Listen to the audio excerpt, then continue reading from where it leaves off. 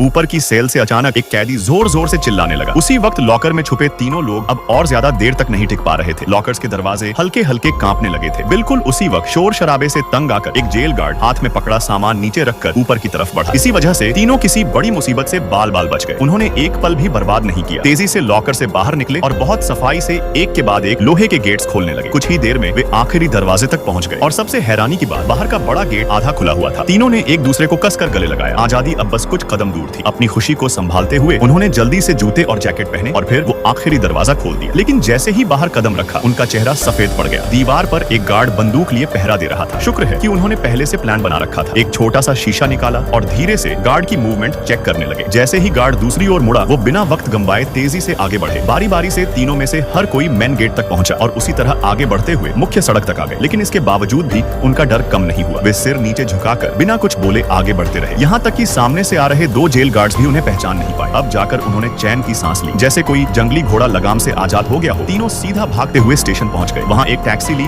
और ड्राइवर से कहा कि उन्हें बॉर्डर के पार छोड़ दे। अगली सुबह जब जेल गार्ड ने रोज की तरह कैदियों को जगाने के लिए दरवाजा खोला तो सब बाहर आ गए, लेकिन हर्ष और उसके साथी दिखाई नहीं दिए। गार्ड जैसे ही उनके रूम में पहुंचा तो सन्न रह गया। बेड पर इंसान नहीं, बस कुछ कपड़े और एक खराब सी दिखने वाली डमी पड़ी थी। उसे अपनी आंखों पर यकीन नहीं हो रहा था। इतनी बड़ी बॉडी आखिर हवा में कैसे गायब हो सकती है? लेकिन अब बहुत देर हो चुकी थी। तीनों बॉर्डर पार कर चुके थे और